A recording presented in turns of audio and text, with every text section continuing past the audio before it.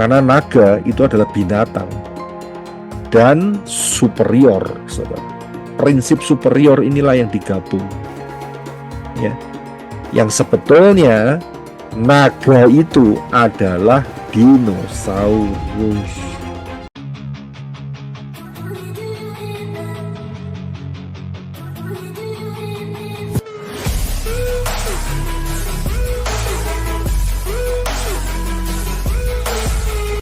Shalom, sahabat Evata Kebenaran. Senang sekali bisa bertemu kembali dengan sahabat di channel ini.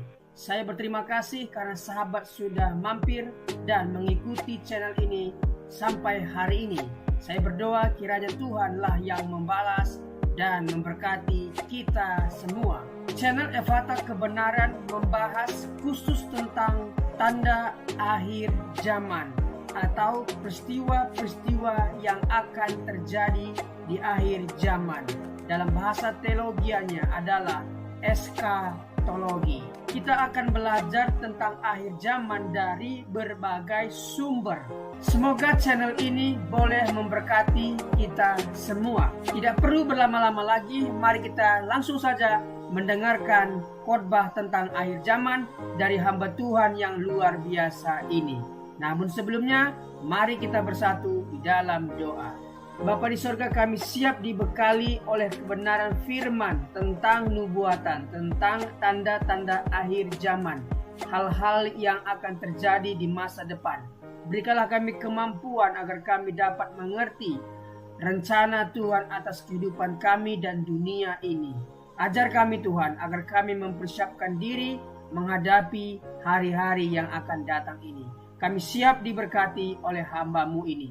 Berkatilah hamba-Mu ini, berkati pemberitaan firman Tuhan, berkati kami semua. Demi nama Yesus. Amin. Kita akan masuk di dalam pembahasan mengenai naga. Mitos atau bukan mitos. Ya, kita akan lihat. Kita akan lihat mitos atau bukan mitos mengenai naga.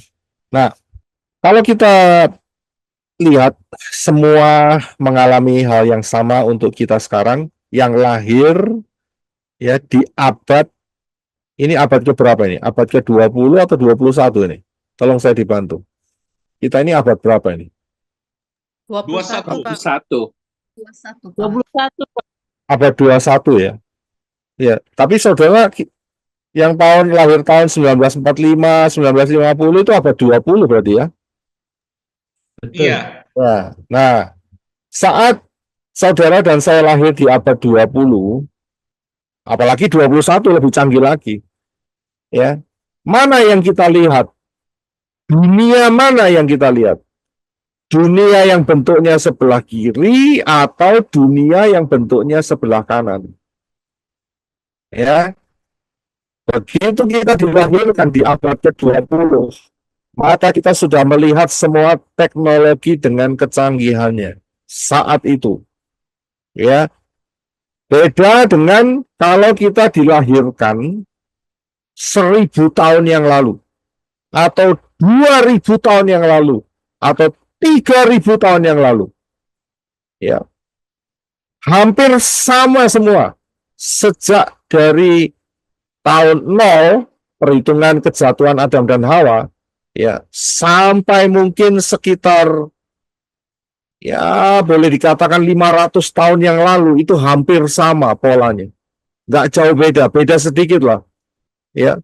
Tapi tahun kita ini sekarang itu sudah beda jauh sekali. Anggaplah 500 tahun yang lalu. Yang namanya helikopter ya juga belum ada, saudara. Pesawat terbang belum ada. Tapi mungkin bom dalam bentuk mesiu kecil-kecil sudah ada. Mungkin ya. Saya yakin di Cina sudah ada. Di Chongqing. Ya. Di beberapa tempat. Ya. Senjata, bedil, itu mungkin sudah ada. Tetapi bentuk seperti telepon, ya. Saat telegram aja belum ada 500 tahun yang lalu, saudara. Listrik aja juga belum ada. Ya. Jadi pada saat kita lahir, saudara dan saya dilahirkan di abad 20, apalagi yang 2021, ya, itu kita langsung mendapatkan pemahaman atau apa yang kita dapatkan itu sudah dalam bentuk dunia yang tidak sama lagi. Tidak sama lagi. Tidak sama seperti zamannya Raja Daud. Tidak sama dengan zamannya Yeshua. Kalau zamannya Raja Daud, zamannya Yeshua itu mirip, saudara. Iya kan? Dan sama-sama nggak ada helikopter saat itu. Juga nggak ada iPhone, Samsung, itu kan nggak ada, saudara ya. Ya, jadi zaman kita ini beda sekali, saudara. Sangat-sangat beda. Dan sejak tahun 1900 ke atas, itu terjadi rapid teknologi yang sangat luar biasa. Sangat-sangat luar biasa. Ditemukannya telegram, telepon, ditemukannya listrik, ditemukannya magnet, ditemukannya banyak, saudara. Radar, ya. Itu mulai tahun 1900-an ke atas. Ditemukannya mobil, ya, sudah mulai pakai bensin dan sebagainya. Itu sudah mulai rapidly, betul-betul sangat luar biasa. Apalagi zaman-zaman sekarang sudah tinggal melanjutkan saja. Ya, jadi sejak 1900 ke atas itu sebuah perubahan yang luar biasa. Dan kemudian juga tatanan dunia ini berubah, saudara. Nggak lagi seperti zaman-zaman Yeshua, zaman Romawi, zaman Yunani, ya, dan sebelum-sebelumnya. Mereka kalau perang, mereka kerahkan seluruh persenjataan beserta manusianya lawan satu, seperti itu, saudara. Hari ini kalau perang, modelnya seperti apa? Menurut saudara seperti apa? Perang model hari ini. Tindis tombol, Pak. Nah, jadi perang hari ini itu modelnya seperti mainan game. Kayak Nintendo. Kalau saudara pasti masih ingat Nintendo, main game, tembak-tembakan seperti itu. Pakai layar, ya, lebih canggih lagi dari Nintendo. Sekarang ada yang lebih sensitif, lebih canggih sekali, pakai AI dan sebagainya. Jadi perang sekarang itu modelnya cuman di depan layar begitu, saudara. Ya, tinggal ditembakkan, tekan tombol dan sebagainya, sudah hancur musuh-musuhnya. Sudah bisa lihat, beda jauh. Hari ini, ya, saat kita dilahirkan di abad abad 20, ya, itu yang kita dapatkan, manusia yang dapatkan itu adalah norma-norma dulu menurut adat masing-masing, ya, dan kemudian informasinya, ya, karena sudah ada informasi secara elektronik, yaitu pakai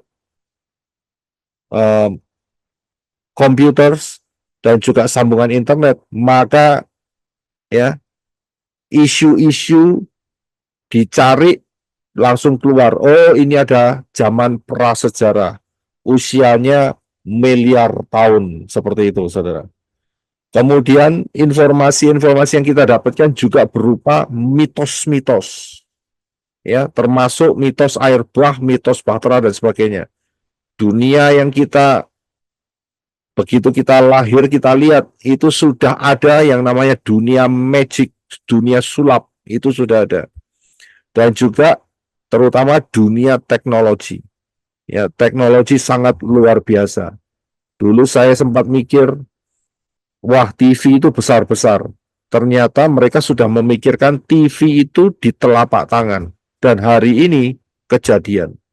TV itu dulu bentuknya seperti ibu hamil, begitu kan, ya. Melembung, besar seperti itu kan. Tapi hari ini TV itu kan tipis kayak kertas begitu, saudara, ya. Jadi ya nggak kertas, maksudnya kayak proyektor kan juga tipis juga, ya. Jadi slim begitu, ya. Jadi perkembangannya rapidly itu seperti itu. Dan kalau saudara tahu bahwa teknologi itu sebetulnya adalah magic. Wah, mungkin saudara berpikir, masa iya Pak? Iya, jelas magic. Coba perhatikan ya.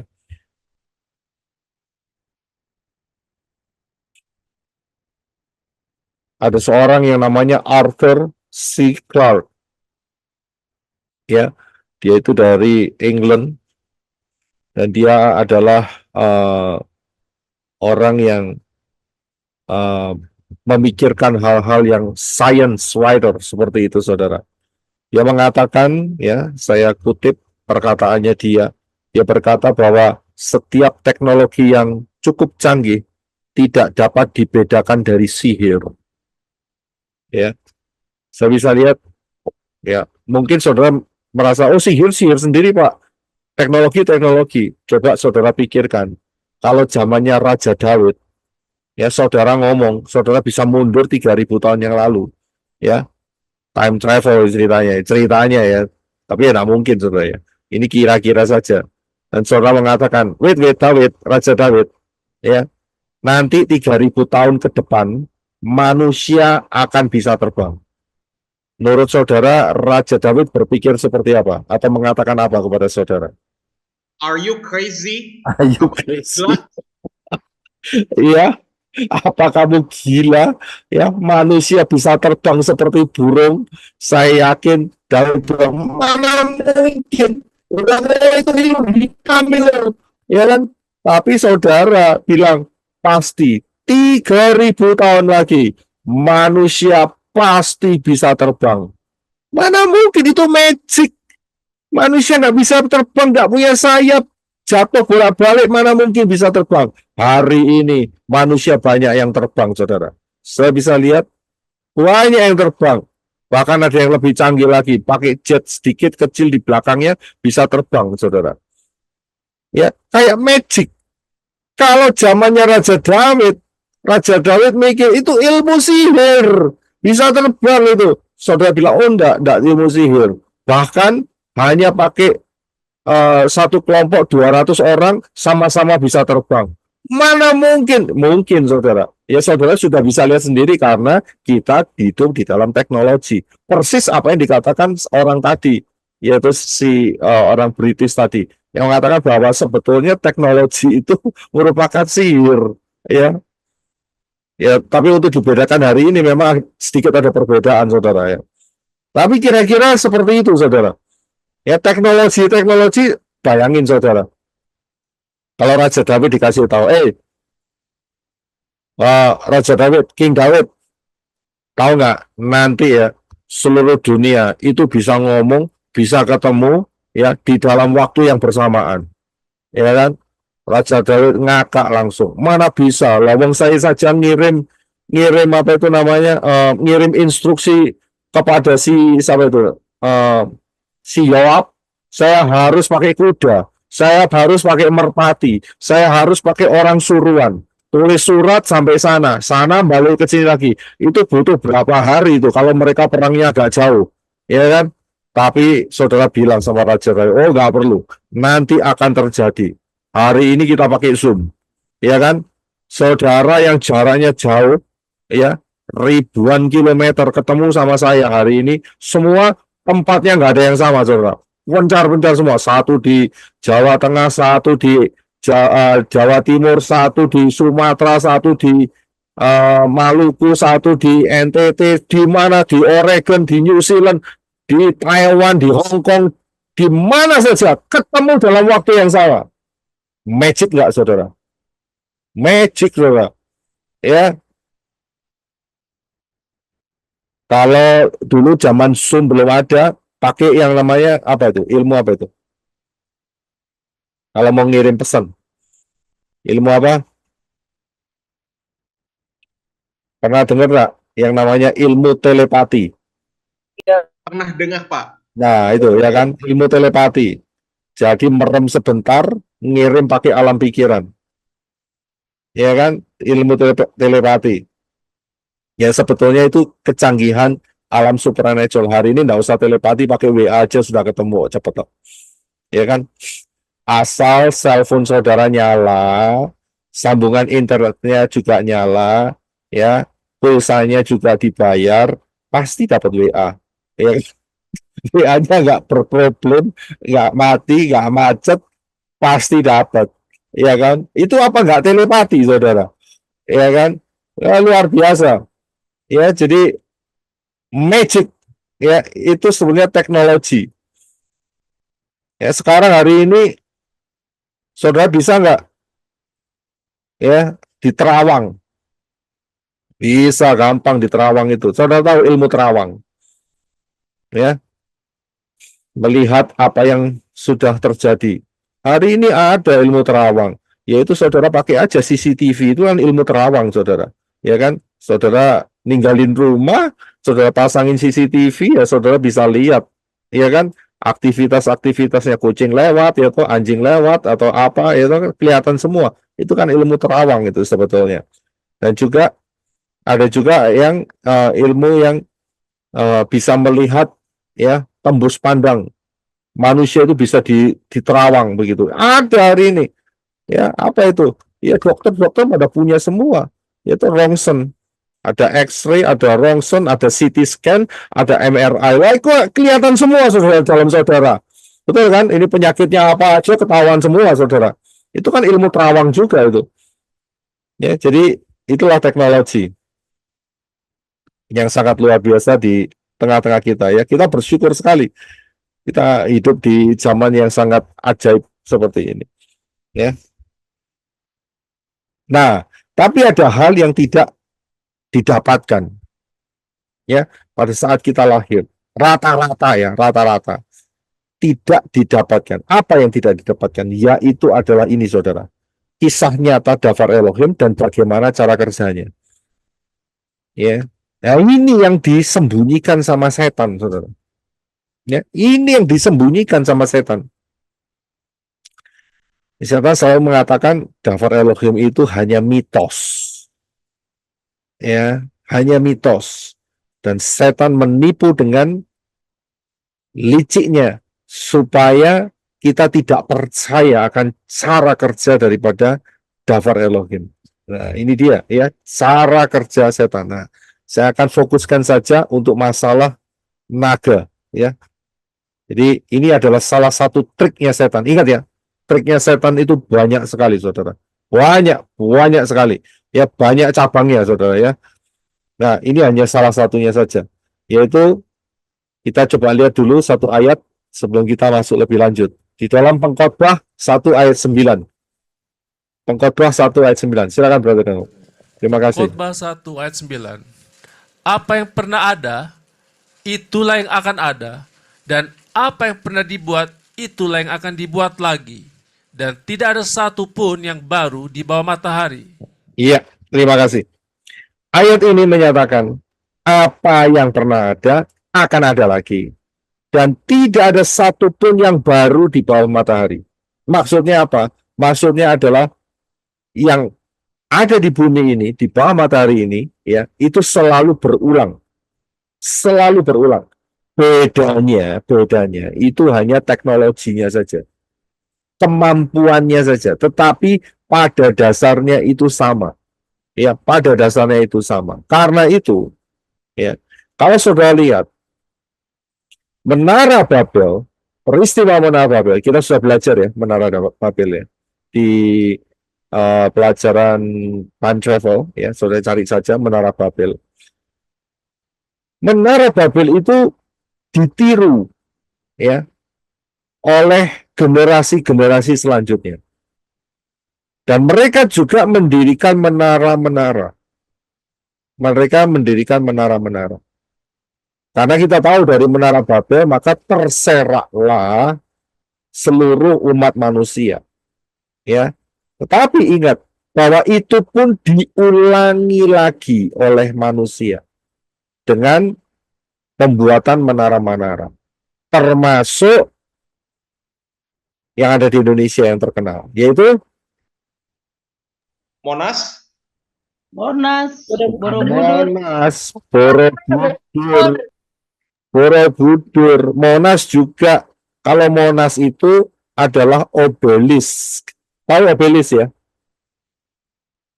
Obelis itu sebuah tugu. ya, sebuah tugu yang asalnya dari peradaban Mesir kuno. Itu Monas, ya. Ini sedangkan ini berbicara mengenai tower, mengenai menara yang dipergunakan untuk mencapai level spiritual. Ini dia. Termasuk Borobudur dan candi-candi. Kalau saya lihat pasti ujungnya mengerucut seperti itu, seperti menara. Ya, jadi manusia itu tidak pernah berubah, ya, meniru dari yang sebelumnya, ya, meniru dari yang sebelumnya. Dia nggak mau berubah rata-rata, ya, saya nggak ngomong semuanya, rata-rata, kecuali saudara dan saya, ya, yang meninggalkan itu semua mencari Elohim yang sesungguhnya, yaitu Yahweh di dalam Yeshua HaMashiach. Tetapi ayat itu mengatakan, pengkhotbah mengatakan, ya, di bawah matahari, ya, tidak ada satu yang baru. Mereka hanya niru dari yang sebelumnya. Nah, dari sini kita bisa lihat, ya, dari sini kita bisa lihat peristiwa Menara Babel itu sebetulnya sudah ada sebelum air bah, sebelum air bah. Ya, karena ini polanya setan untuk mencapai level spiritual berhubungan dengan setan. Saya sudah beri pengajaran ini melalui portal, judulnya portal. Ya, jadi dari sini kita bisa lihat, ya, suatu pola. Setan aja pakai pola, ya, dia niru polanya Bapak Yahweh. Bapak Yahweh pakai pola. Saudara, saya sudah kasih tahu bahwa Taman Eden itu lokasinya di mana? Saudara tahu kan, ya? Yerusalem. Di Yerusalem, ya. Padahal kan sudah ada air bah di situ. Tapi kalau kita bisa menentukan karena pattern, karena pola. Jadi bisa lihat Bapak Yahweh saja pakai pola, yaitu Taman Eden itu ada di Yerusalem. Dan kita tahu Bapak Yahweh juga pernah menyatakan satu peristiwa, yaitu meminta Abraham untuk mengorbankan Ishak di tanah Moria, dan itu pun juga sama tempatnya, yaitu di Yerusalem. Saya bisa lihat di Gunung Moria. Nah, dari situ kita bisa lihat bahwa sebelum air bah, menara ini juga ada. Sistem ini juga ada. Memang tidak tertulis, ya, tapi berdasarkan pola kita bisa melihat sistem penyembahan seperti ini. Karena apa? Karena setelah Menara Babel, mereka juga meniru di seluruh dunia. Di Asia, di Afrika, di Amerika Utara, di Eropa, ya, di mana saja mereka meniru cara yang sama. Ya, jadi polanya sama. Ya, ini adalah cara setan untuk bergerak, menyesatkan dan menghancurkan manusia. Kemudian, cara setan yang lain untuk menyesatkan dan menghancurkan manusia, yaitu dengan menggunakan metode titisan Tuhan. Ngerti tidak maksud saudara? Maksud saya, saudara, dalam hal ini, titisan Tuhan. Maksudnya begini, raja-raja kekaisaran itu merasa bahwa mereka itu adalah God on earth, wakil Elohim di bumi ini. Dan bukan cuma wakil saja, tapi mereka adalah Elohim di bumi ini. Saya bisa lihat titisan Tuhan. Dan itu sudah dimulai dari Nimrod, kemudian bergerak ke Firaun, kemudian bergerak ke raja-raja Babel, Assyria, Babel, Medo-Persia, dan juga bergerak, spirit ini bergerak masuk ke Yunani, dan bergerak masuk ke mana? Masuk ke Roma. Sebagai titisan Tuhan. Saya bisa lihat, untuk zaman modern ini agak dipoles. Saudara ngerti dipoles, ya? agak dipercantik. Ya, dipercantik dengan cara apa? Ya, dengan cara yang kapan hari yang berkunjung ke Indonesia itu, saudara. Ya kan? Yang bajunya putih-putih itu, seragamnya putih-putih, bawa tongkat, ya kan? Pakai kipa, ya kipanya warna putih, ya kan? Nah, saudara kan, nah itu dia. Itu kan dia dianggap sebagai mana? Diperhalus, Pak. Iya, makanya diperhalus, dipercantik, ya kan?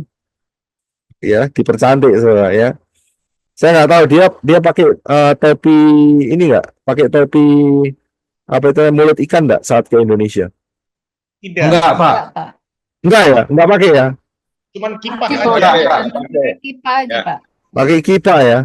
Wah, ya Pasti pakai Pak, pasti pakai pada saat dia melakukan ibadah.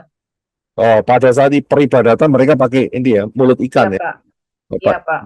Saya bisa lihat itu mulutnya dia itu sebagai yes, gimana ya ngomongnya ya, apa yang keluar dari mulutnya itu adalah perintah Elohim, ngerti ya? Perintah Tuhan begitu loh. Buat mereka yang itu dia, yang grupnya dia itu ya. Kita bisa lihat itu prinsipnya sama, saudara. Prinsipnya sama. Jadi setan menggunakan cara-cara yang seperti itu. Kemudian setan juga menggunakan cara, ya. Setan juga menggunakan cara, ingat ya, cara setan kan banyak ya. Jadi setan juga menggunakan cara ini, saudara. Yaitu menggunakan cara superior. Strateginya dia. Sesuatu yang besar, massive, besar, superior. Ya, contohnya siapa ya? Contohnya si Goliat. Nah, kalau kita lihat zaman sebelum Noah, ya, cara kerja setan untuk menghancurkan manusia. Sebelum air bah sampai Raja Daud itu adalah tulisan yang terakhir ya, dalam arti di dalam Tanak ya, untuk memperlihatkan cara kerja setan, yaitu dengan strategi superior, yaitu besar, menggunakan badan yang besar, fisik yang besar, ya, yaitu menggunakan hybrid malaikat-malaikat yang jatuh, kemudian menghamili perempuan-perempuan dan menghasilkan Nephilim, raksasa-raksasa. Ya, itu sebelum air bah dan sesudah air bah. Itu ada dua-duanya dengan menggunakan strategi superior ini ya untuk menghancurkan manusia. Nah, strategi superior ini ya dari setan itu terbentur dengan apa? Yang pertama, strategi superior setan terbentur dengan peristiwa Kejadian 32 ayat 1 dan 2. Silakan Brother Enoch untuk bisa dibaca. Terima kasih. Kejadian 32 ayat 1 dan 2. Dan Yakov meneruskan perjalanannya, dan malaikat-malaikat Elohim bertemu dengannya. Ketika dia melihat mereka, berkatalah Yakov, inilah perkemahan Elohim. Maka dia menyebut nama tempat itu Mahanaim. Iya, terima kasih. Saya bisa lihat, jadi strategi setan untuk mempertahankan menggunakan superior ini secara supernatural itu ditahan oleh Elohim Yahweh melalui peristiwa ini, yaitu Mahanaim, di mana Yakov bisa melihat dan bertemu dengan malaikat-malaikat Elohim. Perkemahannya, saudara. Ya, ada perkemahan malaikat-malaikat Elohim. Ini malaikat-malaikat yang bukan jatuh ya. Ini malaikat-malaikat yang setia kepada Bapa Yahweh. Berkemah, ya, membuat perkemahan di bumi, saudara. Tujuannya untuk apa? Tujuannya untuk apa? Kok malaikat bikin kemah? Tujuannya buat apa? Patroli, Pak. Patroli. Ya, tujuan patroli untuk apa? Menangkap malaikat-malaikat yang jatuh Yang pengen kawin perempuan itu. Iya, iya itu iya betul itu jawabannya ada di ya. Jadi betul ya. Jadi mereka itu berpatroli ditugasi Bapak Yahweh untuk berkemah. Ini aneh, Saudara. Malaikat aja punya perkemahan di bumi ini. Ya. Tujuannya untuk apa? Tujuannya untuk ini. Yudas 1 ayat 6. Silakan Brother Reno. Yudas 1 ayat 6. Juga para malaikat, mereka yang tidak menjaga asal-usul mereka sendiri, malah telah meninggalkan kediamannya sendiri. Dia telah menahan mereka dengan belenggu abadi di bawah kekelaman, sampai pada penghakiman pada hari yang besar. Iya, terima kasih. Saya lihat Elohim memerintahkan malaikat-malaikat yang setia kepada Bapak Yahweh untuk patroli. Coba saudara pikirkan, imajinasikan, apakah Elohim tidak berkuasa hanya mengucapkan satu kalimat saja yang mengatakan semua malaikat-malaikat yang jatuh, yang menghamili perempuan-perempuan, sekarang juga masuk ke lubang tanpa alas. Masuk enggak kira-kira? Pasti masuk, saudara. Tapi aneh, Elohim Yahweh tidak melakukan seperti itu. Yang Elohim Yahweh lakukan adalah melepas malaikat-malaikat yang setia kepada Bapak Yahweh di Syamayim, bikin perkemahan di bumi. Aneh nggak? Unik ya. Padahal Elohim Yahweh sanggup kan? Contohnya nggak usah jauh-jauh. Saudara masih ingat peristiwa Gadara atau Gerasa? Masih ingat? Setan yang jumlahnya legion masuk ke satu orang. Ini kan keterlaluan ya. Ada soalnya ada dua sih, ya ada dua. Masuk kemudian Yeshua ya datang ke tempat itu daerah Dekapolis. Ya, setelah menyeberang Sungai Galilea, kemudian mendarat Yeshua didatangi oleh orang yang kerasukan legion ini. Si legion ini bilang, apakah minta kemurahan kan? Ya kan? Supaya tidak disiksa sebelum waktunya. Betul ya? Tidak disiksa sebelum waktunya. Itu permintaan daripada legion. Yeshua bisa enggak ngomong? Oh, enggak. Masuk kamu semua sekarang. Masuk enggak? Masuk, saudara. Betul kan? Enggak perlu ngirim malaikat dari Syamayim nangkep legion. Dia cuman instruksi sekali saja. Semua masuk lubang tanpa alas. Lubang penyiksaan. Masuk enggak? Pasti masuk, saudara. Itu kuasanya Elohim Yahweh melalui mulutnya Yeshua. Itu sangat dahsyat. Tapi enggak dilakukan itu oleh Elohim Yahweh. Ya, saat peristiwa di mana sebelum kematian Yeshua ya, yaitu adanya patroli ini. Ya, adanya patroli ini. Jadi dari sini Elohim Yahweh punya cara kerja. Ya, punya cara kerja yang sangat unik dan dia tidak keluar dari cara kerjanya itu. Ya, ada bagian-bagian yang diserahkan kepada malaikat-malaikat Elohim Yahweh, ada bagian-bagian yang diserahkan kepada saudara dan saya. Ya, ada yang diserahkan. Nah, itu sebetulnya akan menjadi berkat, blessing, rewards buat kita pada masa yang akan datang. Ya. Amin. Nah, kembali lagi. Jadi inilah strategi setan ini terbentur, saudara. Dia mau pakai raksasa, tapi dibentur sama perkemahan malaikat-malaikat Elohim, Mahanaim. Ya, ditangkapin semua. Inilah sebabnya hari ini bersih. Hari ini bersih. Ya. Mungkin ada. Saya yakin ada, tapi enggak separah zaman daripada Daud. Mungkin saudara pernah dengar ada orang yang dihamili oleh gondoruo. Mungkin saudara pernah dengar itu. Iya, Pak, pernah. Nah, Ya, betul. itu ada. Ya. Jadi mungkin ada, tapi tidak sekental peristiwa saat masa daripada Daud. Saya bisa lihat ada, pasti ada, ya, tapi tidak seperti yang apa itu namanya, masif, ya, saya bilang ya, sebanyak zaman sebelum air bah atau zamannya Raja Daud, ya, tapi sudah terbentur, ya. Nah, kemudian setan berubah strategi. Wah, kalau gini nggak bisa berhasil nih, kayak gini caranya. Dia berubah strategi. Cara strategi yang dipakai, dia juga sudah punya strategi sebelumnya, yaitu God on earth, titisan Tuhan. Dia pakai cara ini, saudara. Jadi manusia-manusia dibohongi untuk nyembah raja-raja. Betul kan?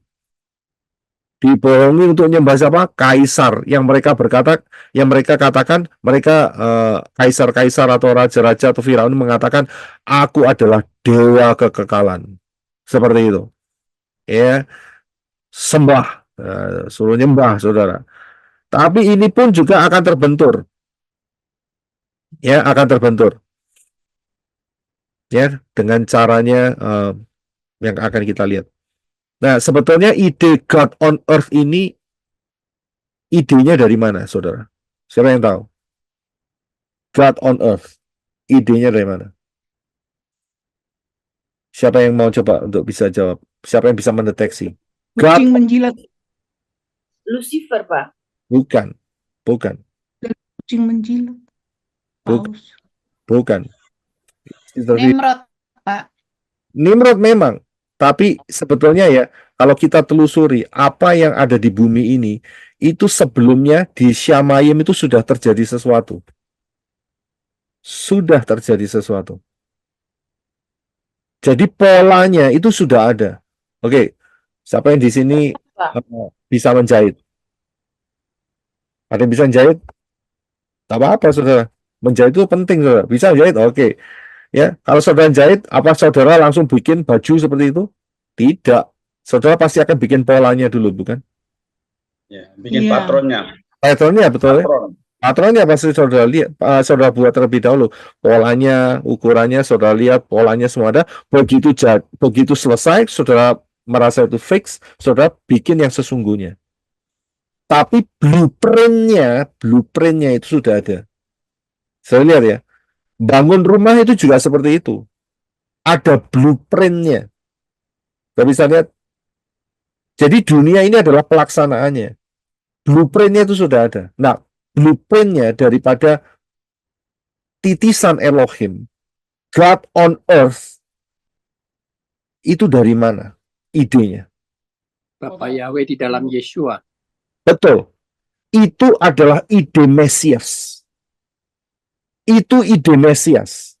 Satu kali nanti akan ada raja di seluruh bumi.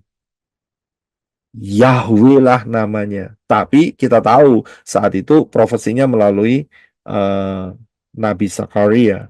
Betul ya? Dan kita tahu kenyataannya adalah siapa? Yaitu Yeshua HaMashiach. God on earth. God on earth. Itu idenya di situ, saudara. Ide itu dicuri sama setan. Diambil dulu. Kemudian diaplikasikan dulu. Ya. Bapak Yahweh sih nggak terlalu bingung. Orang Jawa bilang lakon menang keri. Ya, betul kan? Ya biasanya lakon menang keri. Sampai ini tolong diterjemahkan ini. Lakon menang keri itu apa itu terjemahannya bahasa Indonesia? Tokohnya menang belakangan. Ya, pokoknya menang belakangan. Ya, pokoknya menang belakangan. Betul kan? Yesua menangnya belakangan, saudara. Masa Yesua menangnya 1000 tahun pertama? Lah enggak, loh, saudara. Yesua menangnya kapan? 1000 tahun terakhir. Lakone menang keri. Ya toh? Yesua menang keri. Iya kan? Jadi Yesua nanti 7000 tahun terakhir, bukan 1000 tahun pertama. Oh, enggak. Ya, enggak seperti itu. Nah, ide God on earth itu dari situ, saudara. Tapi gimana caranya untuk memanipulasi manusia supaya manusia tidak mencari Elohim Yahweh, Caranya bagaimana? Caranya setan dia menampilkan manusia-manusia yang superior. Nimrod, Firaun, ya, kaisar-kaisar. Tampilkan semua. Dan mereka didoktrin bahwa mereka adalah God on earth. Elohim di muka bumi ini. Nggak berani, siapa yang berani ngelawan?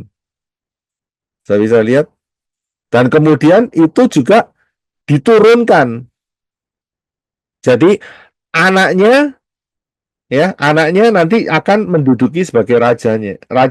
Kalau saat rajanya mati, sudah tua mati, anaknya yang gantiin. Sistem ini kan juga sistem Mesias. Perhatikan, kalau sudah perhatikan, raja-raja Yehuda itu tidak ada yang mati dibunuh digantikan musuhnya. Itu nggak ada. Betul ya? Raja-raja Samaria, raja-raja kerajaan Israel, kerajaan utara, itu peristiwanya itu kayak peristiwanya siapa ya? Kalau yang di daerah Malang itu kayak Ken Arok seperti itu, saudara. Betul kan ya? Bunuh ini, bunuh itu, ganti ini, ganti itu, raja-rajanya gonta-ganti seperti itu. Betul kan? Nggak ada yang terus keturunannya dipertahankan. Beda dengan raja-raja Yehuda. Walaupun dia masanya cuma 3 bulan, 6 bulan, 1 tahun, atau 50 tahun, yang gantiin harus anaknya. Karena itu dari situ kita dapat perhitungan, saudara. Kapan hari kan sudah tak hitungkan sama saudara. Ingat, sejak masa daripada ya siapa itu namanya Raja Salomo itu sampai Raja Sedekia itu bisa dihitung semua itu. Rajanya mati, saat itu harus ada diganti. Rajanya mati, harus diganti dengan anaknya. Dan itu dihitung semua. Dan kita lihat perhitungannya, tidak ada yang missing years. Saya bisa lihat? Ya. Jadi idenya seperti itu. Nimrod punya anak Tamus. Nimrodnya mati, Tamusnya jadi God on earth. Seperti itu. Tapi kelanjutannya kita nggak tahu. Nggak dicatat sama sejarah. Tapi cara mutasinya itu seperti itu. Ya, setelah mati atasnya diganti. Itu strateginya setan kan selalu gitu. Firaun yang mati yang tua, ganti Firaun yang muda. Kaisar lah. Kaisar Romawi. Kaisarnya mati, digantiin. Kecuali nanti dikudeta. Begitu. Nggak bisa lihat. Kalau kaisar yang tua mati, diganti sama anaknya. Itu kan sistemnya terlalu kayak gitu. Ya, itu sebetulnya sistem Mesias sebetulnya. Ya, yang maksudnya menurunkan Mesias, gitu ya. Maksud saya seperti itu. Ya. Nah, strategi ini ternyata tidak berhasil. Ya, strategi ini terbentur. Strategi God on earth ini terbentur. Nah, pertanyaannya adalah terbentur dengan apa? Strategi God on earth itu terbentur dengan apa? Dengan apa?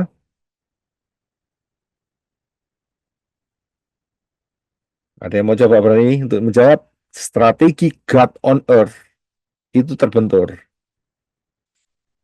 Terbentur dengan apa? Tadi kan udah diomongin sama Pak Roy Yang mana? bahwa perkemahan malaikat-malaikat yang setia. Oh, itu kan raksasa, strategi super Oh, itu iya, terbentuk iya. dengan malaikat-malaikat yang dikirim oleh Bapak Yahweh untuk patroli. Sedangkan strategi sekarang kan dia terus berubah strategi kan, yaitu God on earth itu yang diutamakan, ya, titisan Elohim itu terbentur dengan apa? Ibu Rice mau Agama ya izin Pak, Agama terbentur dengan ruah Yahweh setelah kedatangan Yesua.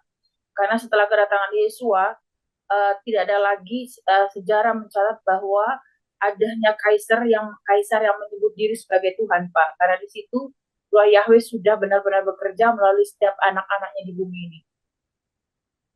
Setelah Yesua, masih ada ratusan generasi kekaisaran Romawi yang menyatakan diri sebagai Elohim. Hari ini juga ada praktek seperti itu. Siapa yang praktek kira-kira? Lemak ikan, kucing menjilat, Bukan. Karena lemak ikan, kucing menjilat tidak boleh kawin. Kawinnya tersembunyi. Secara terang-terangan nggak boleh kawin. Terang-terangan. Tapi yang sembunyi mungkin banyak sama biarawati-biarawatinya. Mungkin ya, saya bilang mungkin. Tapi biasanya gitu sih prakteknya. Ya, hari ini ada. Siapa?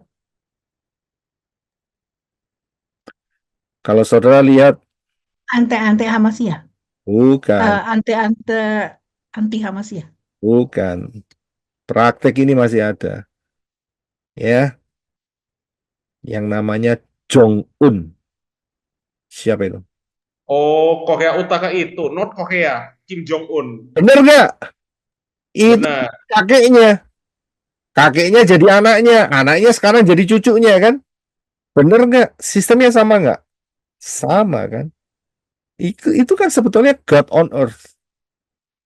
Di Inggris juga, Pak. Seperti itu.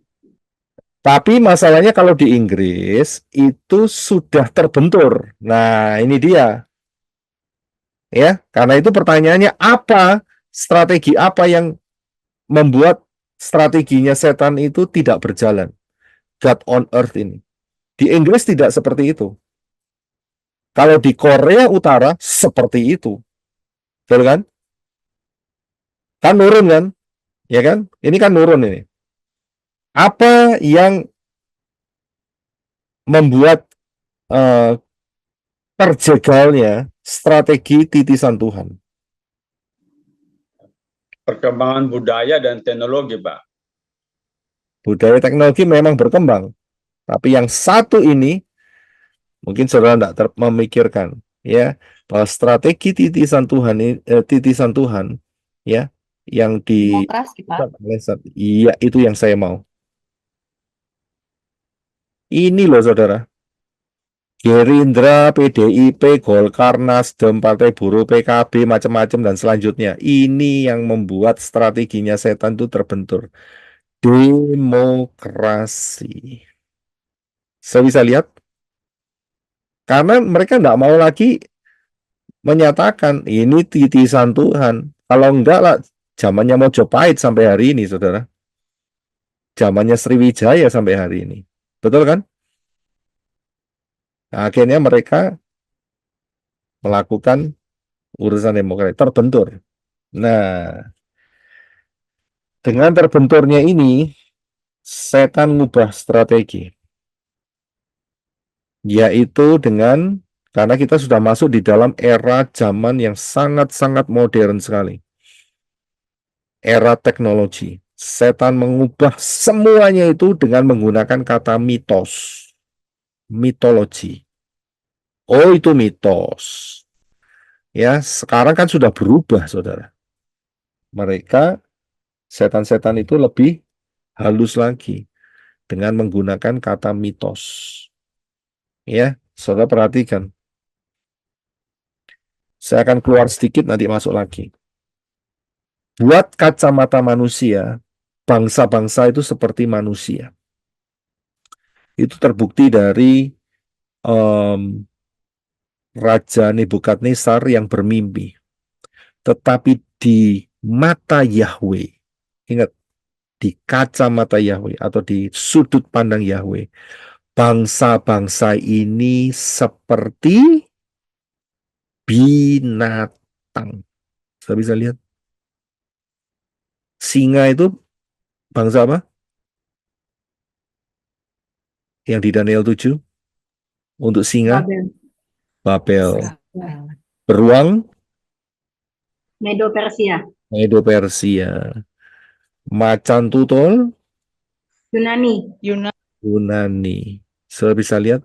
Dan kemudian binatang yang aneh. Binatang Romawi. aneh. Romawi. Saudara bisa lihat. Jadi di hadapan Bapa Yahweh, ini adalah binatang-binatang. Nah, prinsip binatang inilah yang dipakai oleh Satan. Ya, yang dipakai oleh Satan. Prinsipnya saja. Ya, prinsipnya dipakai sampai hari ini. Dari mana awalnya? Dari sini, saudara. Yaitu pada saat Elohim Yahweh menciptakan Adam dan Hawa dan binatang-binatang. Ya, hari ke-6. Elohim Yahweh itu membuat binatang-binatang dari yang mikro sampai yang superior. Saya tidak pakai kata mikro. Sampai yang superior. Ya, lebih gede dari makro. Yang gedenya itu luar biasa, saudara. Ya, jadi saat Adam dan Hawa, disitulah dari jenis binatang yang mikro sampai superior itu ada. Itu ada. Ya, itu ada dan eksis. Ya, saudara bisa lihat. Nah, tapi masalahnya karena kejatuhan semuanya berubah. Kita sudah tahu karena kejatuhan. Ya kan? Binatang-binatang menjadi buas. Yang mikro saja jadi buas.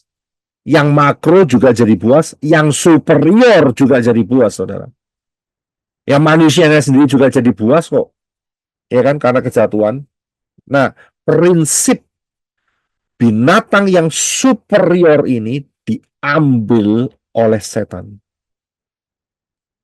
Dengan satu konsep, yaitu naga. Saudara bisa lihat. Karena naga itu adalah binatang. Dan superior, saudara. Prinsip superior inilah yang digabung. Ya. Yang sebetulnya naga itu adalah dinosaurus. Terima kasih sahabat sudah mendengarkan khotbah tentang akhir zaman. Saya yakin dan percaya kita semakin bertambah hikmat dan bertambah referensi tentang akhir zaman. Channel ini dibuat secara sadar untuk mengumpulkan pembahasan tentang akhir zaman, nubuatan tentang akhir zaman, agar kita punya satu channel membahas khusus tentang kejadian-kejadian di akhir zaman. Para pembicaranya juga dari berbagai interdominasi, baik dari Protestan, karismatik, Katolik, dan berbagai pendeta di seluruh Indonesia, tentunya yang membahas tentang akhir zaman. Semoga channel ini memberkati kita semua. Firman Tuhan mengatakan Matius 13 ayat 39, musuh yang menabur benih lalang ialah iblis. Waktu menuai ialah akhir zaman, dan para penuai itu malaikat.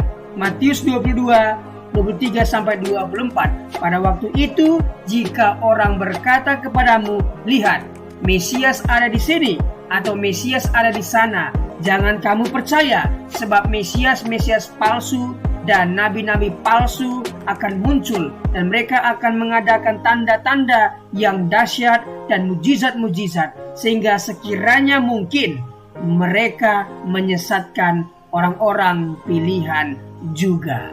1 Tesalonika 4 ayat 15-16. Ini kami katakan kepadamu dengan firman Tuhan, kita yang hidup, yang masih tinggal sampai kedatangan Tuhan, sekali-kali tidak akan mendahului mereka yang telah meninggal. Sebab pada waktu tanda diberi, yaitu pada waktu penghulu malaikat berseru dan sangkakala Allah berbunyi, maka Tuhan sendiri akan turun dari sorga, dan mereka yang mati dalam Kristus akan lebih dahulu bangkit. Matius 24 ayat 24. Karena itu berjaga-jagalah, sebab kamu tidak tahu pada hari mana Tuhanmu datang. Matius 26 ayat 64. Jawab Yesus, engkau telah mengatakannya, akan tetapi Aku berkata kepadamu, mulai sekarang kamu akan melihat Anak Manusia duduk di sebelah kanan Yang Maha Kuasa dan datang di atas awan-awan di langit. Tuhan akan menjemput kita di langit dan kita akan datang menyongsong Dia di langit sampai nanti kita akan memerintah di kerajaan 1000 tahun. Tuhan Yesus memberkati. Mari kita berdoa. Tuhan, terima kasih buat pemaparan firman Tuhan tentang akhir zaman yang disampaikan oleh hamba-Mu yang luar biasa ini. Berkatilah hamba-Mu ini, pelayanan, keluarga, setiap pekerjaan yang dia kerjakan dibuat Tuhan berhasil dan beruntung. Kami yang mendengarkan firman ini berterima kasih Tuhan, karena kami semakin bijaksana menambah referensi baru tentang akhir zaman. Apa yang harus kami lakukan menjelang akhir zaman? Tentunya harus mendekatkan diri, melekat dengan Tuhan, sehingga ketika waktu itu tiba, kami diangkat dan bersama-sama dengan Tuhan di langit dan akan memerintah di kerajaan 1000 tahun nantinya. Terima kasih Tuhan, demi nama Yesus. Amin.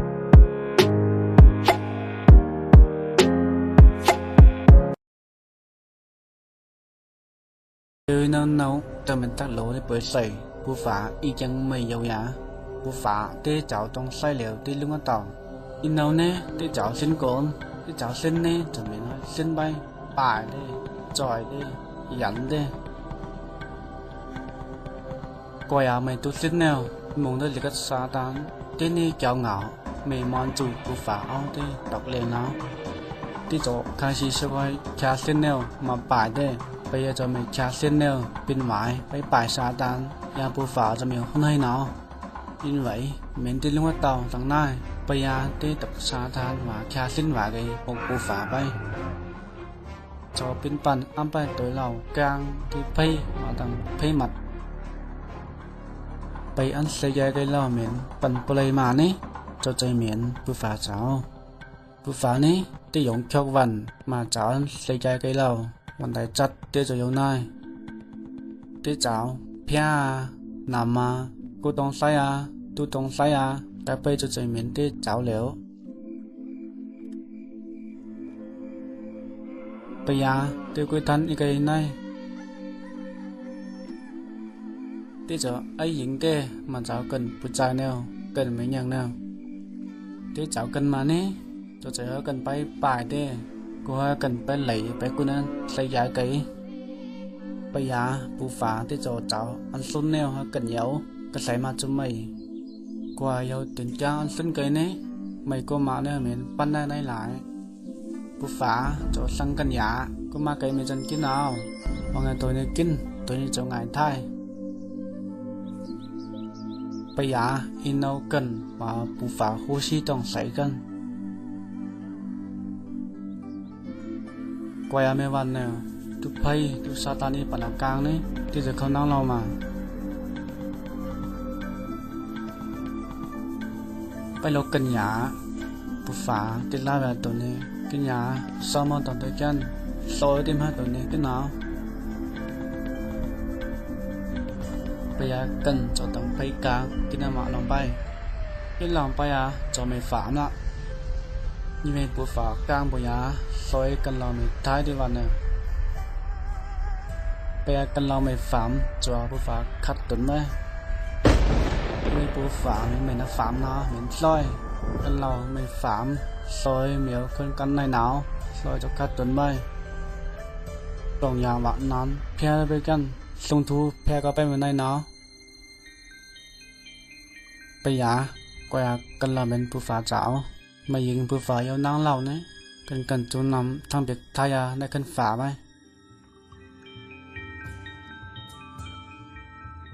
ซอยกันเราอย่างย้อนเลยจะได้เปิดใส่หาอะไรกันจูไปหาไหนจะใส่จังไปป่ายเหมียวไปจ่อยต้องใส่làไอ้ตอกเลียงเจ้าก็ปั่นไปหัดต้องเปียกในกันผู้ฝ่าไปก็อย่ามาใจกันเหล่าหัดไปเลยหัดจนมันในกันนั่งฝ่าลักไปหนาวผู้ฝาว่ากันเราต้องหลงว่านำไปกันเมียวคนกันในหนาว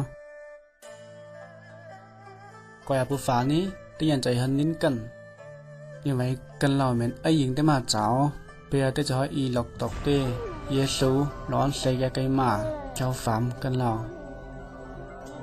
bây giờ ý cái cần lâu cho mày ngày ngủ in với Giêsu lâu mà khá lỗi cần lâu Giêsu với liệu nó cháu phạm cần lâu cho ngài thái yêu sĩ sư cha ní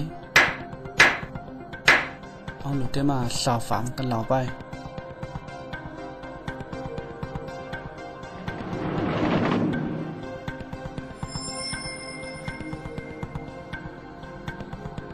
ông nhà cần lâu sân Giêsu bay nhìn xa kia còn mà đảoไปเกมเยซูไปนี่ทั้งเบกกันเราทายาบนควันโจในคันฝาใบว่าปูฝาเยาจิงใส่วันยามีสัญญาสลานี่นิทายาเนี่ยจะไปเกมไพ่ไปที่ไต้ฟุ้งเหมือนไต้ต่อยปูฝาเจ้าตีปอยไพ่ซอยวันยากันเราไม่ไปเกมเยซูหนาวมีตั้งวางเขาปูฝาบำเขาเยซูกลางหนาวไปไปไพ่ไปเกมไพ่cho lòng tì bay yêu hô yêu khăm vàng cần lào kiếm nhẹ sâu ní cần lào thái á cho này khăn tiếng phá bay yêu về nhẹ sâu cho dây tón con luôn với căn theo khá lâu tỏ nào khăn bay nó thằng bùa phá tầng này vàng nhà tôi ở sân nhẹ sâu ní cho này khăn phá bay và bùa phá này yêu chừng sẩy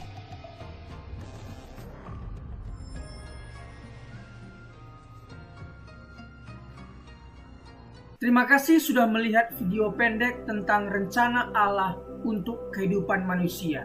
Sejak dari awal Tuhan menciptakan Adam dan Hawa.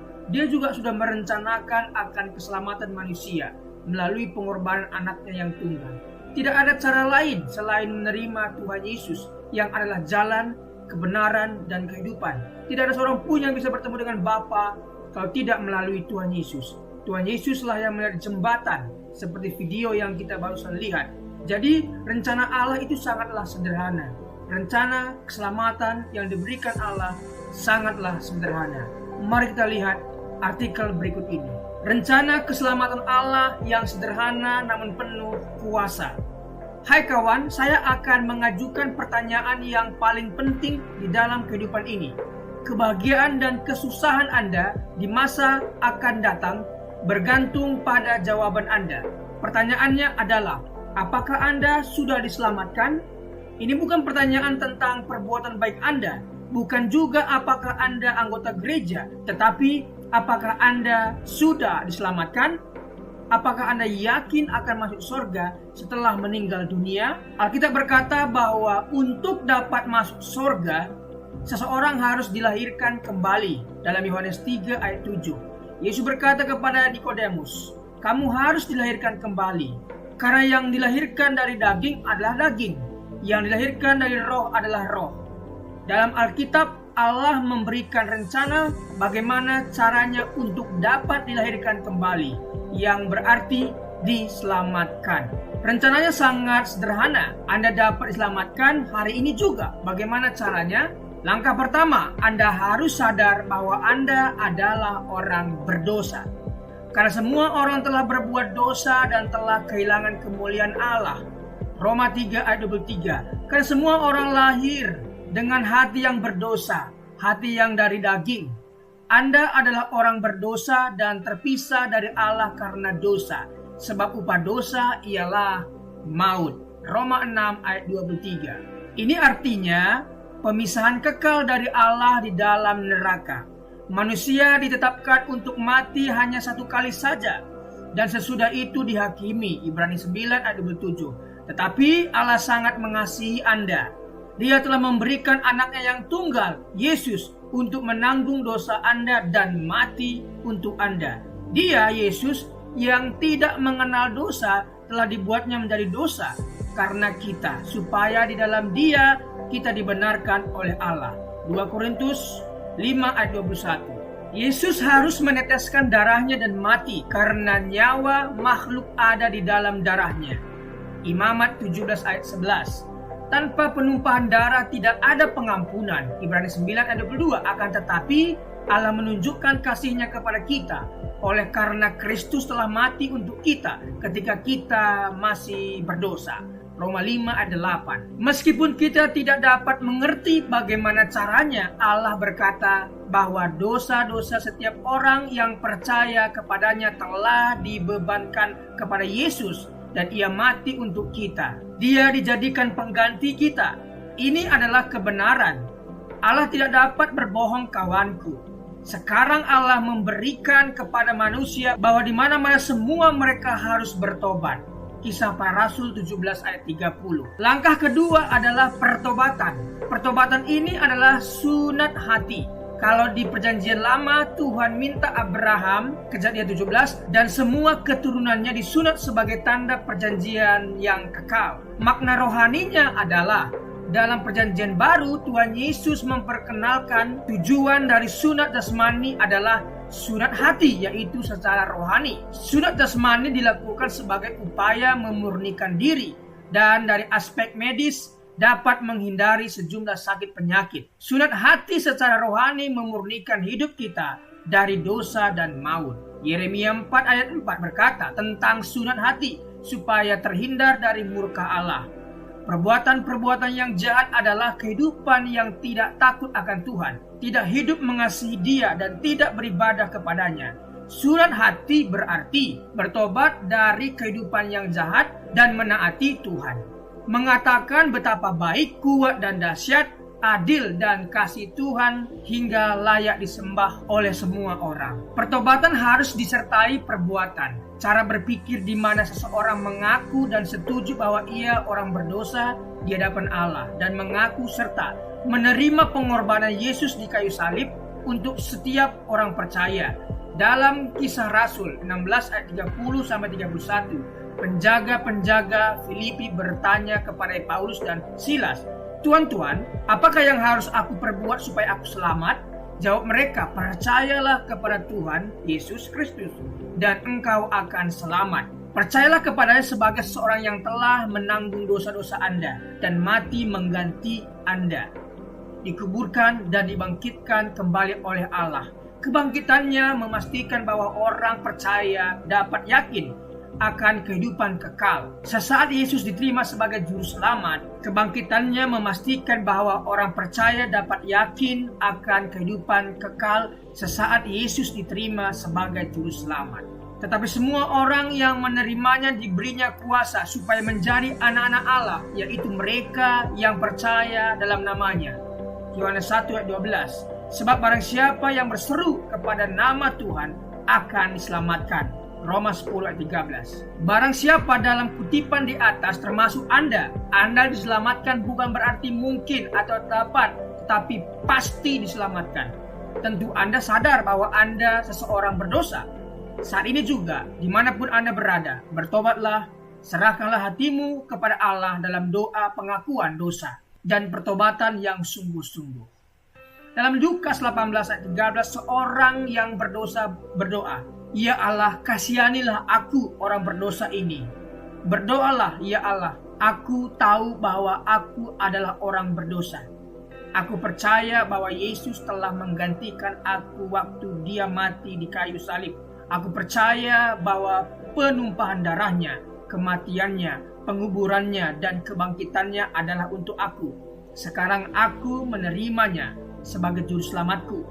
Terima kasih atas pengampunan dosa-dosaku, pemberian keselamatan dan kehidupan yang kekal karena rahmat dan anugerah-Mu. Amin." Terimalah firman Allah dan dapatkanlah keselamatan daripadanya dengan iman. Percaya, maka Anda akan diselamatkan. Secara lahiriah mungkin kita kelihatan pergi ke gereja, membaca Alkitab, namun jika hati kita masih tinggal dalam kegelapan, dilimputi ketakutan, kebimbangan, kepentingan diri sendiri, dan memaksakan kehendak sendiri, kita harus mempersembahkan hati kepada Tuhan sebagai persembahan yang terbaik. Bukan gereja, perkumpulan, ataupun perbuatan-perbuatan amal ibadah yang menyelamatkan Anda. Ingatlah, hanya hati yang diserahkan kepada Allah yang dapat disucikan dan diselamatkan. Rencana keselamatan Allah yang sederhana adalah Anda orang berdosa. Apabila Anda tidak percaya dalam Yesus yang telah mati menggantikan Anda, pasti Anda akan tinggal untuk selama-lamanya di dalam dosa dan maut. Jika Anda percaya kepadanya sebagai juru selamat yang telah disalibkan, dikuburkan, serta dibangkitkan, Anda menerima pengampunan atas segala dosa dan karunia keselamatan kekal karena iman. Anda mungkin berkata, tidak mungkin semudah itu. Ini sesuai Alkitab. Ini adalah rencana Allah. Hai kawan, percayalah pada Yesus dan terimalah Dia sebagai juru selamatmu. Hari ini juga, kalau rencananya masih belum jelas bagi Anda, bacalah tulisan ini berulang-ulang tanpa berhenti sampai Anda mengerti jiwa Anda lebih berharga daripada seisi dunia ini. Apa gunanya seseorang memperoleh seluruh dunia tetapi ia kehilangan nyawanya? Markus 8 ayat 36. Marilah serahkan hatimu kepada Tuhan sebagai persembahan yang hidup, kudus dan sukarela. Anda harus benar-benar pasti akan keselamatan pribadi ini.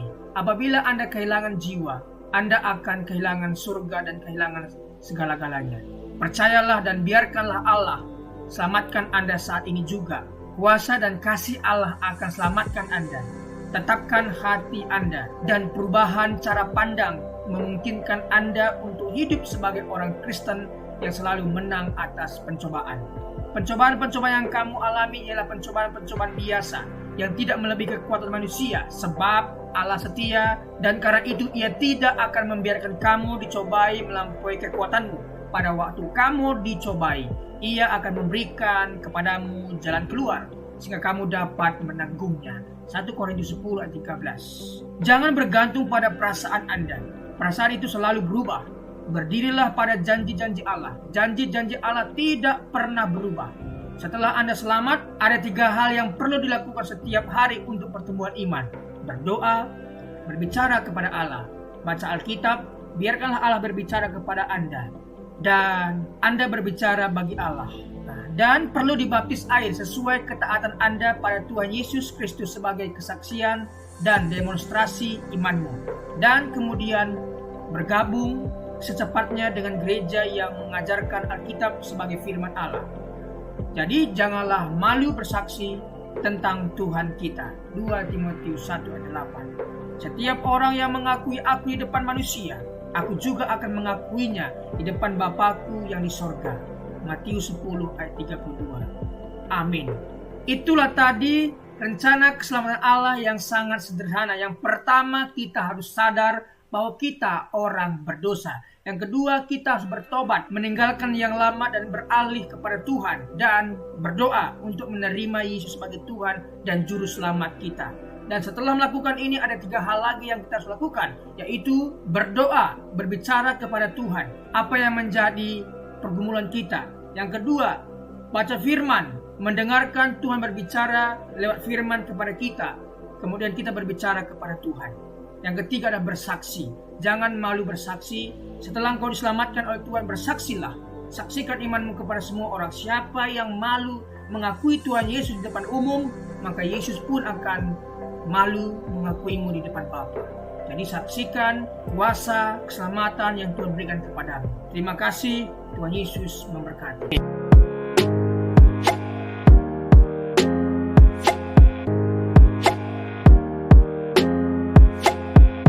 Dalam kesempatan kali ini kita akan membahas satu tema yang cukup baik, yaitu menanti dan berjaga-jaga. Bagaimana sikap orang percaya ketika menanti dan berjaga-jaga akan kedatangan Tuhan yang kedua kali. Mari kita baca Lukas 21 ayat 25 sampai 36. Saya percaya kita sudah membacanya. Oleh karena itu, mari kita lanjutkan. Apa yang seseorang biasa lakukan ketika menunggu? Tentunya kita akan mencari kesibukan supaya waktu menunggu tidak terasa lama.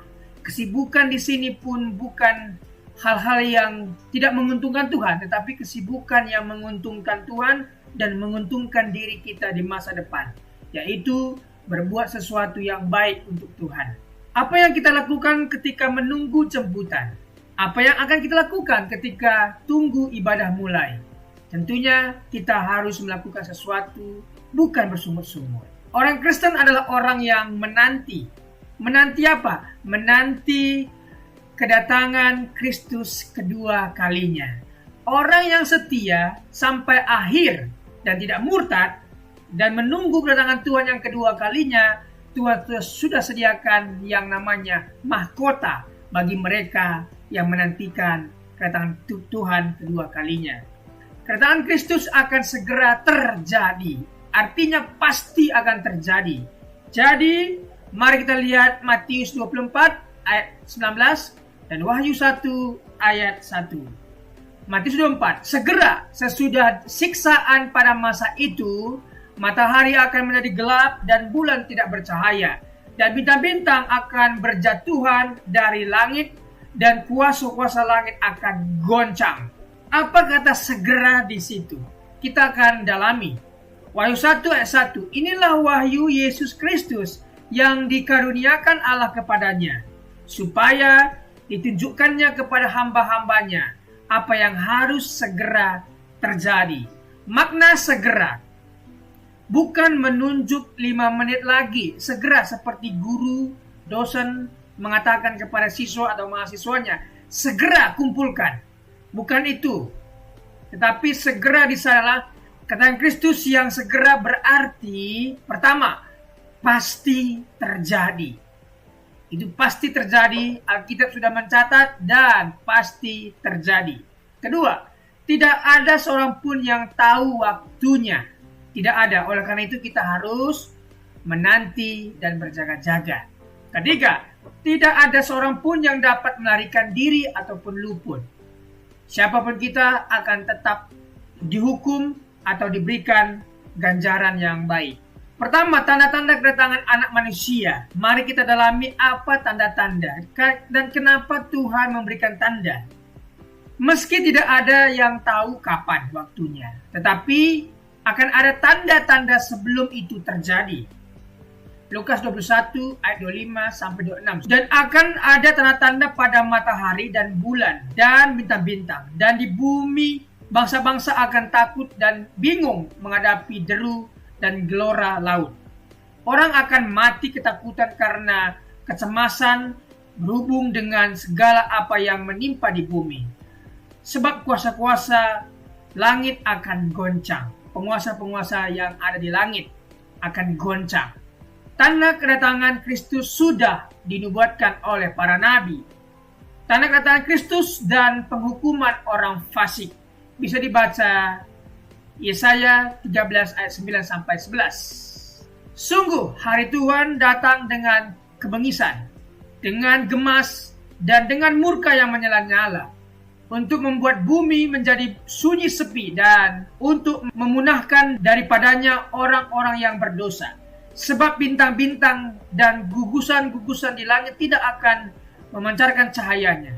Matahari akan menjadi gelap pada waktu terbit, dan bulan tidak akan memancarkan sinarnya. Kepada dunia akan kubalaskan kejahatannya, dan kepada orang-orang fasik kesalahan mereka. Kesombongan orang-orang pemberani akan kuhentikan, dan kecongkakan orang-orang yang gagah akan kupatahkan. Tanda kedatangan Kristus sudah dinubuatkan oleh para nabi. Yang kedua, tanda kedatangan Kristus dan penyelamatan umat Allah. Yoel 2 ayat 30 sampai Yoel 3 ayat 2. Mengapa perlu tanda? Supaya kita terhindar dari penyesatan. Baca Lukas 21 ayat 8. Tidak putus asa oleh penderitaan yang mendahului kedatangan Kristus. Akan ada penderitaan, akan ada penganiayaan. Tetapi bagi kita yang percaya kepada Tuhan, akan diangkat dan diluputkan. Tetapi bagi mereka yang suam-suam kuku, akan dimuntahkan dan mengalami siksaan besar itu. Tidak meragukan janji kedatangan Kristus. Oleh karena itu mari kita tidak meragukan janji kedatangan Kristus. Baca ayat yang ke-29 sampai 33 dan seterusnya.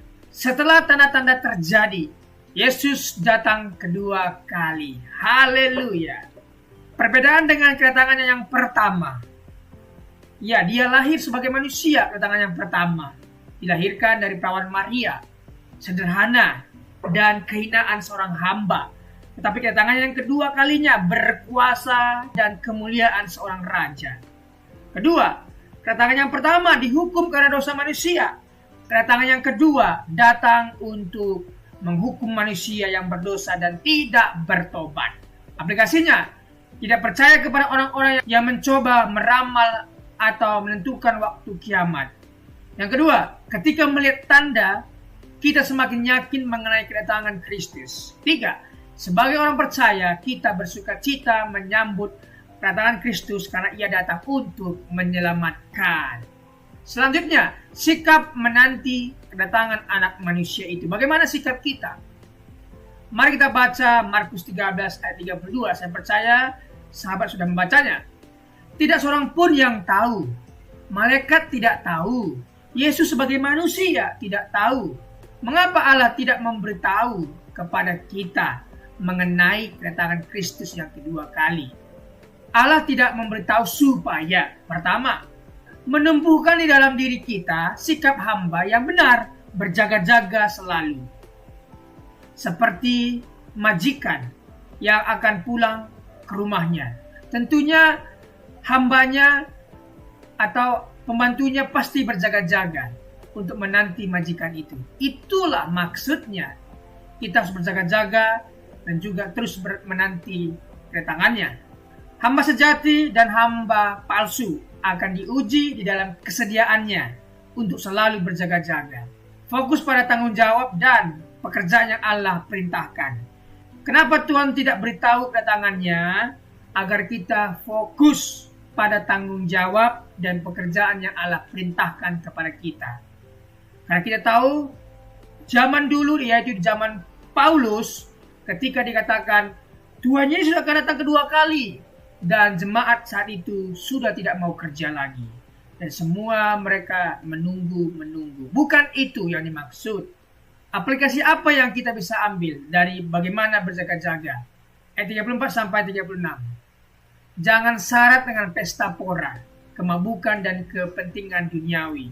Mari kita jauhi hal-hal yang semacam ini, karena ini merugikan kita di masa yang akan datang. Berdoalah senantiasa. Agustinus berdoa, baca Alkitab, menjauhi dosa. Ini yang harus kita lakukan, berdoa, membaca Alkitab, menjauhi dosa. Dan selamat menantikan kedatangan Kristus, bersiaplah Yesus datang segera. Terima kasih, Tuhan memberkati.